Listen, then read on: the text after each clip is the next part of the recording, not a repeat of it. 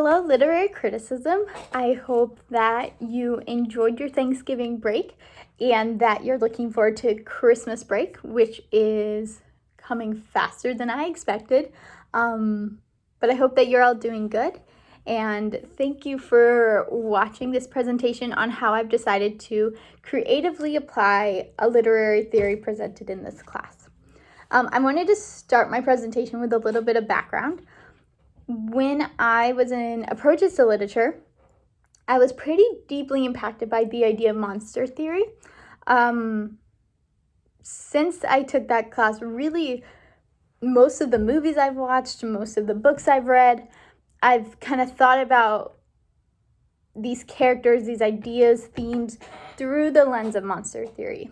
I've argued these ideas with friends, and it really has impacted my life and the way that I view what I deem as different. Why do I think this person is different? Is it because of one of these theses? Is it because of, the societal idea?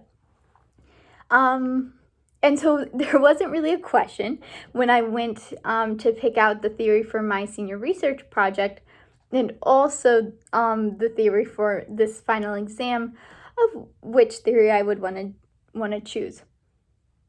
That being said, I didn't have a strong idea of what or how to creatively apply this until I was in another class, and the assigned project was to create a unit lesson plan. So a unit over 7 days. For a young adult literature book that you can use in a middle school or high school level. And when I was in high school, I had a book that impacted my life pretty profoundly, and that was Frankenstein. And so I'm very passionate about the teaching of Frankenstein in a high school setting. I think that the ideas that, especially the creature struggles with the feelings that he's having as he's developing his sense of good and evil and right and wrong, and these feelings of being unloved and undesired. I think a lot of high school students struggle with those. And so I feel very strongly about educating with that book in mind. And so when I was asked to do this lesson plan, there was no doubt in my mind I would do Frankenstein. And then as I started writing these lesson plans and these objectives, I thought to myself, this would be the perfect time to apply monster theory into a lesson plan. And I really like this because I have greatly enjoyed literary criticism.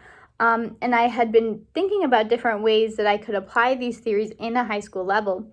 Because I think especially at an upper grade level, that's really important to develop those steps for a deeper thought process. And so I wrote a lesson plan that was that's foundation was monster theory. And so what I'm going to do is I'm going to go through my objectives first and kind of relate to you how I see them applying to monster theory directly. And then I'm going to go down to my lesson for day 6.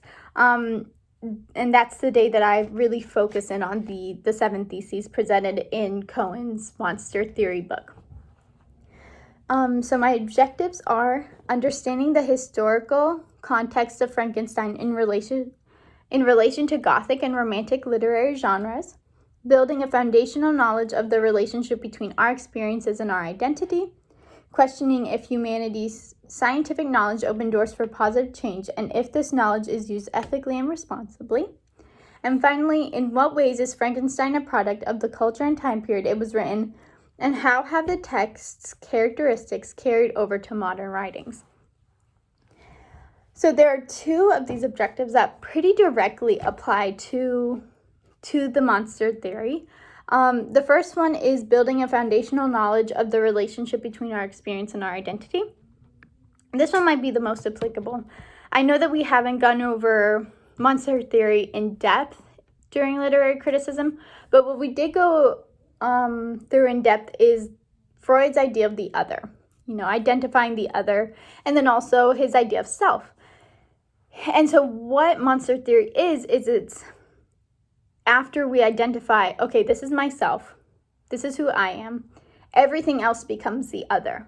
And when those others become monstrous, uncomfortable, scary, demonic, that is when monster theory is applied. That is when we can identify it as a monstrous other. And so in applying that is deeply related to our experiences and our identity, because we have, through our society, through our ideologies, we have formed our identity. And through our identity, we have experienced life. And so in applying monster theory, it might make the students kind of relook at their identity. Like, okay, well, this is bad, this is weird, because why? Because I've deemed it as a monstrous other, but then what are the deeper levels to that? And is it correct? Is it a correct assumption to deem this as monstrous and this as normal because of A, B, and C? And so that's pretty directly applied. And then the second one is, in what way is Frankenstein, the novel, a product of the culture and time period?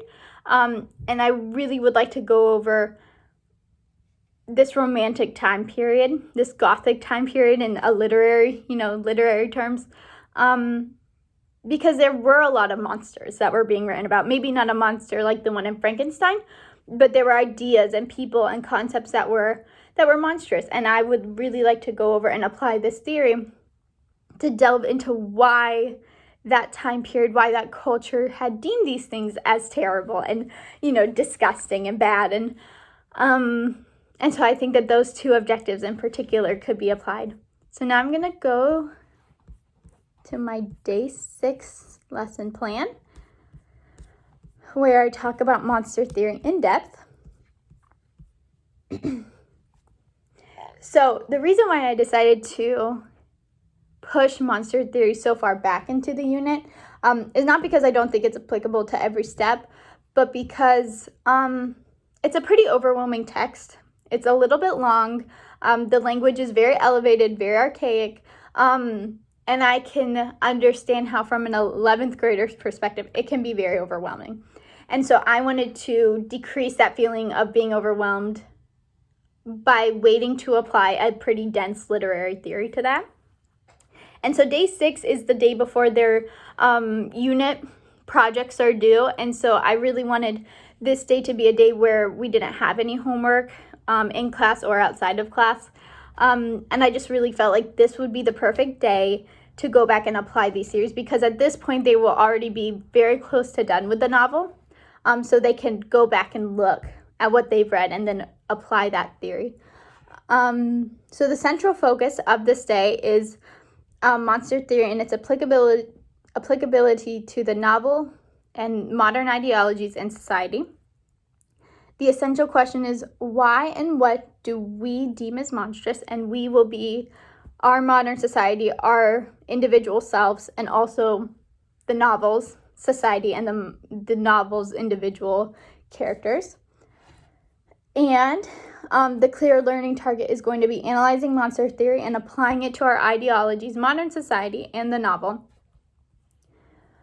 So what I'm going to do is I'm going to use a tactic that we discussed in literary theory and have all the students with their Frankenstein novel sit in a circle, and we're going to have a discussion. I'm not going to be the leader of the discussion. I'm going to be a guide, because I really want these students to go through the process of struggling with this theory and applying it to their lives, even though that might be difficult. So I'm going to step back and kind of let them lead the discussion while I'll act as a guide. And how this is going to work is I'm going to present, likely in order, the 7 theses in Cohen's Monster Theory book, which he's an editor of. And I'll also have a handout with my notes. I'll have the names of the 7 theses, and then a simplified summary of what those theories mean, because this is, I believe, too dense for an 11th grade student, and also some things that they talk about are not appropriate for an 11th grade setting. maybe not inappropriate, but just not ideal. There's some sexuality stuff as well as some other sensitive topics that could trigger some parents and some students. So they'll have those and their novel as the two resources. And what we're going to do is we're going to start with Thesis 1, and that is the monster's body is a cultural body. I'm going to give a short explanation, and then I'm going to ask them to answer 2 questions. How does that apply to us today, and how does it apply to the novel? And from there, hopefully the students will begin the discussion, going through their thoughts and their ideas of how it's applicable. And they will have had discussions in the past, and so they'll know the guidelines and the procedures to being respectful in these discussions. But that's how it's going to proceed from Theses 1 to 7. And by the end of it, what I'm really hoping that they get out of it is a way to analyze their ideology and how they view the world. Why do they deem certain things as terrible and monstrous while they deem other things that could be deemed monstrous as fun? And then also how they apply that to the novel. Why is Victor Frankenstein monstrous versus why the creature's monstrous? And so I really just want them to process these ideas and gain a better understanding of these deeper processes of thought and how it's applied in a deeper sense. This lecture will be able to be used on their final project, which is a paper and also a debate. They can use it as evidence to back up their ideas, which will be really good because I do want them to continue to reference this material in the future.